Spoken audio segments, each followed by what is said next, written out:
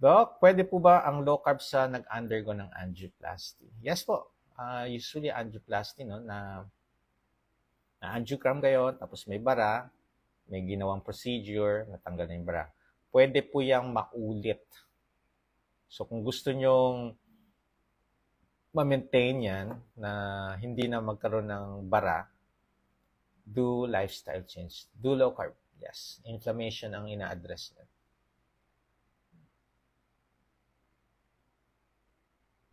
Okay. Pag minsan may konting kanin, pwede pa din po electrolytes. Oo naman. Yes. Ang electrolytes, no, pwede yan sa mga nilalagnat, nagsusuka, nagtatae. Pwede po yan para hindi kayo ma-dehydrate. Doon sa mga pasmado or yung pawisin, pwede kayo mag-electrolytes. Okay lang po yan. Okay. Ano ang benefits ng water therapy? Uy, cleansing yan. So, marami sa atin, no, nakakalimutan na ang water.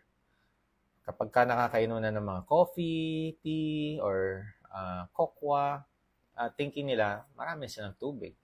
Pero make sure that mas majority na iniinom nyo are crystal clear water or electrolytes. Much better yan. Yan yung tinatawag kong, yung mga may kulay, concentrated fluids. Yung mga water, yan dapat ang priority nyo. Okay? Paano pababayan ng cholesterol? Ayan, fasting, exercise. Do that. Doc, sugar ko po is 9. Ano dapat gawin? Mataas yan, ha? So, tanggalin na natin mga ultra-processed, mga kumain po kayo, lutong bahay. Iwas na tayo sa mga food na may sugar, food na processed, ultra-processed. Yan. Okay? Alam niyo yung mga ulam ngayon? Ako, nilalagyan ng asukal. Bakit? Para daw sumarap. Okay?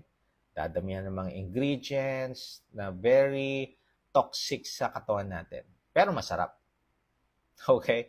Kaya, doon sa mga diabetic dyan, you will crave for more. Hahanap-hanapin nyo yan. Doc, I need to go back on track. Need motivation from you. Watching again for inspiration. Yes! Alam mo, tayo, kailangan din natin yan. We need some motivation, inspiration. Kung hindi kayo na-motivate, maghanap tayo ng pwede mag-motivate. Ang hirap kaya kasi pag kinayaan na lang natin, dire-diretso yan. Naku po, alam mo, magugulat ka na lang from normal weight, naging obese 2 ulit. Okay? Ang hirap-hirap. Pero kayang-kaya yan. Okay?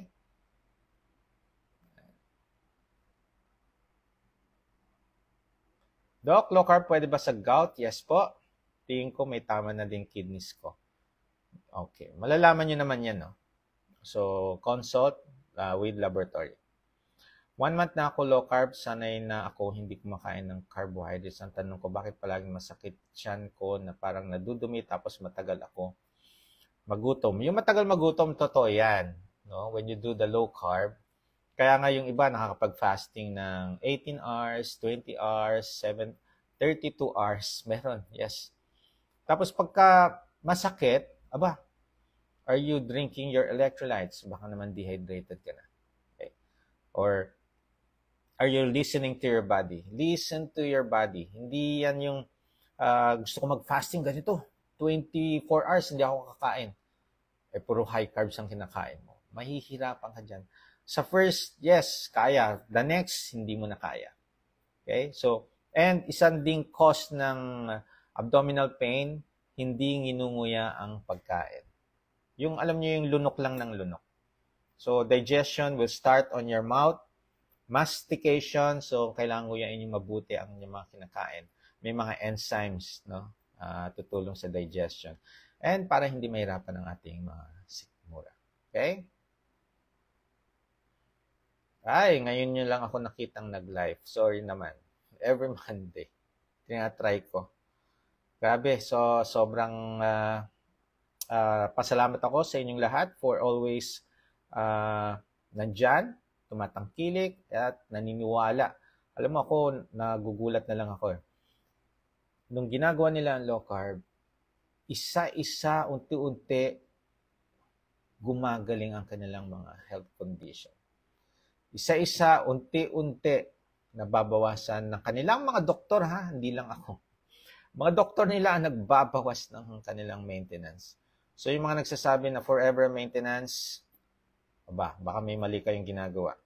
Because, pwedeng mabawasan ang inyong maintenance. Budget din yan, di ba?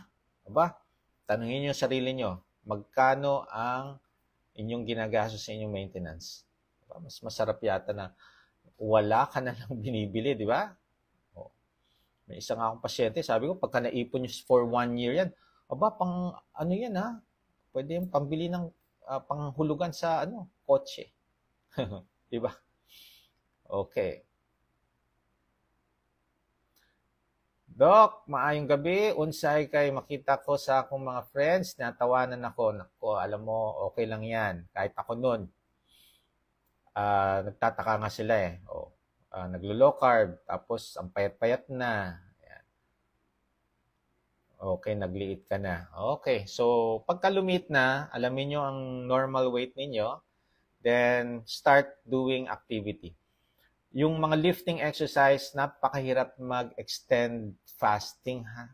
Kaya nga, dun sa mga pumapayat, dire-diretsong pumapayat, mag-lifting exercise kayo at gaganahan kayong kumain. Okay?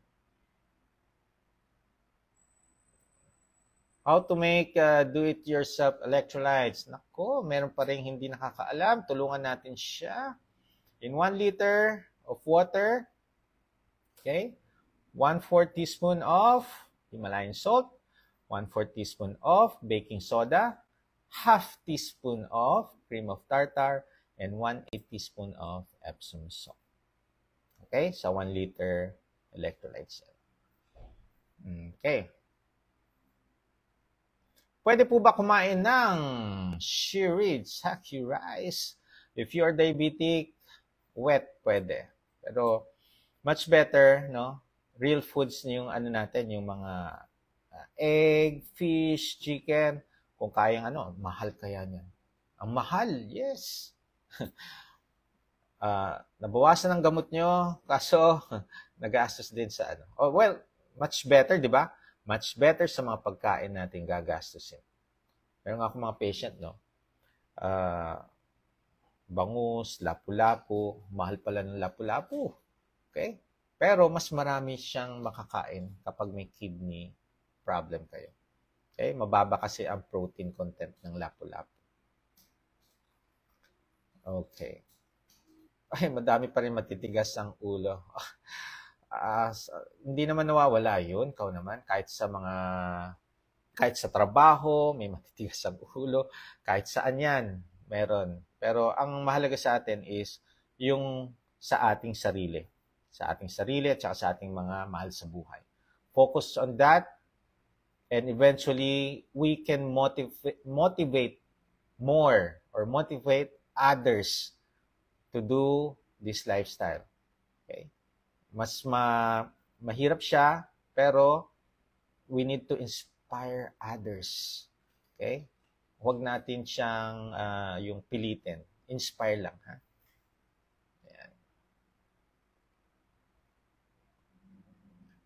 Doc, ako may fatty liver, okay lang bang kumain ng matataba? Take note ha. Marami kasi ang nakakaalam, no? When you eat fats, nagkakos ng fatty liver. It's not that ganun lang kasimple, no? So, ang pinapaiwas ko dyan, syempre, drinking alcohol. Number 1 yan. Number 2, all those fructose corn syrup, mga fruits, iwas. Kung pwede lang, strawberry, berries, and avocado. You have liver problem. So, focus more on sa real foods. Tanggalin natin ang mga processed, ultra-processed, and sweetener. Tanggalin natin. Pagka nasusobrang kasi kayo sa mga carbohydrates, no? Extra carbohydrates, extra fats na yan. Okay? So, Another thing na pwedeng ma-address yan is exercise. Okay. Okay, mababa ang red blood cell ko at hemoglobin. Well, if you are female at nagme-mens po kayo, talagang bababa po ang red blood cells. Lalo na kung profuse ang bleeding. So, eat leafy vegetables. Papatas yan. Eat mga meat. Okay? Kung wala naman kayong health condition, syempre, kailangan natin baseline. Pwede yung mga pagkain magpapatas ng red blood cells at saka hemoglobin. Kung hindi, we need supplements na. Okay, what electrolytes do you recommend to people who have kidney stones? Okay, kadalasan ang kidney stones, no, ay kulang sa tubig. No? Pagka nagkaroon ng buhangin ang inyong ihi, may mga crystals yan, no? Pag nagpa-urinalysis kayo, crystals, amorphous urates, amorphous phosphates, or calcium oxalate. Naku, pagka calcium oxalate yan, magbawas-bawas na kayo ng mga gulay. Okay? Pero marami namang crystals. Common cause ng kidney stone are mga calcium oxalate. So, kahit na kumakain ng mga gulay, if you are drinking enough water, no? Hindi kulang, hindi sobra. Pag sobra, take note ha, yung iniinom natin, water. Pero pag umihi tayo, may mga minerals, may mga kasama yan. Hindi lang tubig. Okay? So, kailangan ang iniinom natin, hindi kulang, hindi rin sobra. Okay? So, pwede tayo ma-dehydrate pag ganyan. And, probably, magkaroon din ng kidney stone. So, address natin ang water intake. Okay? Ayan. Alright. High blood at may cholesterol, okay lang po mag-low carb. Yes po. Much better consult or kung nalilito pa rin kayo, magpa-guide po kayo. Pag low carb po, bawal po ba ang starchy vegetable? Yes, sir. Okay, may mga starchy vegetable and may mga non-starchy vegetable. Kaya may vegetable pa rin. Doon nga lang tayo sa non-starchy. Okay, if you want to do the strict low carb, non-starchy vegetable ang pwedeng. Okay, so ano yung mga starchy vegetables? Lahat ng mga gulay na nasa ilalim ng lupa. Okay. Yan. Doc, paano po ba yung mga may acid reflux? Okay, present. Isa din ako sa may mga acid reflux. Naku po. So painful. Alam nyo? Itong gagawin ninyo. Tanggalin nyo ng tinapay, ang bread. Promise, tanggalin nyo yan. Yung mga pasta, noodles, processed food, yung mga drinks na may sugar, tanggalin ninyo. Yung reflux nyo, mawawala. Ganyan ako noon. Nagkakape ako, merong creamer, merong sugar, tapos may tinapay. Ay, naku po. Yan ang aking, ano tawag doon? Orasyon ba tawag doon? Yung routine na ginagawa ko. And routine din nangyayari, yung GERD, yung reflux na yan. Ay, naku po. So, umiinom ako ng mga gamot dati noon. Ngayon, ay, ang sarap. Wala na akong nararamdaman mga reflux. Hi, free from acid reflux. Okay? So, hindi yung sa mga kape, kasi nagkakape pa rin ako, pero black na nga lang, black, no creamer, no sugar. Hindi naman ako nagre-reflux. So, more than likely, high carbs po ang nag-cause niyan. Testing ninyo, mag-experiment kayo, malalaman nyo. Marami na nagme-message sa akin, Dok, ginawa ko yung sinasabi nyo. Totoo nga. Okay. So, marami pong benefits na mangyayari pagka nagbawas kayo ng or nagtanggal kayo ng mga high carbs or processed foods. Okay? Doc, may pre-diabetic ako, 107, nag-exercise ko, resistant exercise, sa umaga, jogging, sa hapon, 6 times a day, dati 103, ngayon 107 na, bakit kaya ganun? Okay. Minsan, no, baka yan tinatawag na Down phenomenon. Pwedeng sobrang baba na ng sugar sa katawan ninyo, your body nagre-react, defense mechanism, magpo-produce talaga ng sugar. So, continue lang. Ang mahalaga naman dyan is tawag dito, yung FBS and A1C. Yan ang confirmatory if you are still pre-diabetic or diabetic. Yan. Tingnan natin yan. And then, yung sa daliri, screening test po yan. Continue lang. And we do not, tawag dito, dahil lang sa exercise, no? Bumababa na ang, no. It's what you eat. So, kung kumakain pa rin kayo ng mga pagkain na hindi naman matamis, pero nagpapatas ng sugar, ano mga to? Ito yung mga tinapay. Yan. Ito yung mga pansit. Alam nyo dati, yung pansit, walang nguya-nguya. Konting nguya lang yan. Lunok. Di ba? Ganyan kayo kumain. You do not chew your noodles. Hindi. Hinihigop, nilulunok. Wala nang nguya-nguya. Okay? Ayan. Okay. CREA 0.56, uric acid 7.3. Mukhang elevated ang uric acid. AST and ALT are normal. Okay? So, drink your fluids. Usually, no, majority of uric acid. So, kapag mataas po ang uric acid nyo, majority of that are produced from our liver. So, dapat may ilabas yan sa katawan. Paano? Sa paanong paraan? Sa kidneys ninyo yan. Iniihi lang natin ang uric acid. So, we need to drink fluids, yung water natin. Okay? Majority, 2/3 of uric acid are produced by our liver. 1/3 will be produced by, 1/3 will be coming from the food that we eat. Okay? So, majority muna ayusin niyo ang tubig. Alam mo, bumabalik tayo, tubig pa rin ang mga problem natin. Okay? Naku po, 320 ang triglycerides. Puro pain reliever, puro namamaga ang kamay, so it's inflamed. So, we need, alam mo, focus ka na sa lutong bahay, iwas sa mga inflammatory foods, and eventually in 3 days, 5 days, or 1 week, mag-improve. Okay? Ano pa? Okay.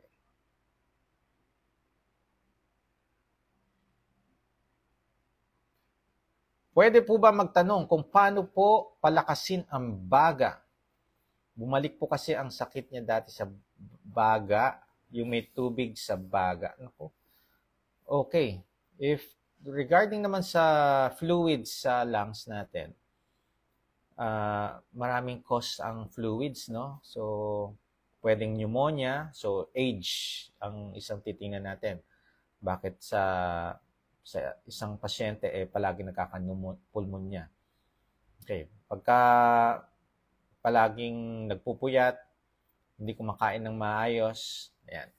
Tapos, yung age nila, mga matatanda, mga elderly, pagka nagka-pulmonya, nagkakaroon ng tubig. Another thing that causes fluids sa baga is baka may TB, tuberculosis. Another thing is pwedeng may cancer.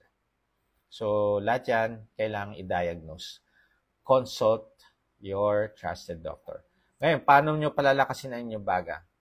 Siyempre, iwas kayo sa mga bisyo. Yung yosi, yung cigarette, yung mga vape.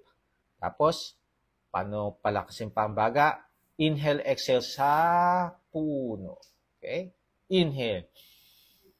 Deep, then count to, habang nag-exhale, count to 10. Okay? Yan. Mas maganda syempre, nasa puno. Habang nagwo-walking kayo, no, sa mapunong lugar, sigurado naman may mapuno dyan. Kung wala, punta kayo sa hindi polluted, yung walang gaanong sasakyan. Yan. So, inhale, exhale pa, lakasin natin. And, bawal magpuyat, kumain ng masustansya, yan, para and also mag-ehersisyo. Eto, Doc, wala akong dumbbells. Di, ang gawin ninyo, push up, do squat, okay? Maraming paraan. Pwedeng-pwede yung gawin yan. Okay? Nagugulat na lang ako. Yung hindi makabili ng mga dumbbells, nakapag-produce. Okay?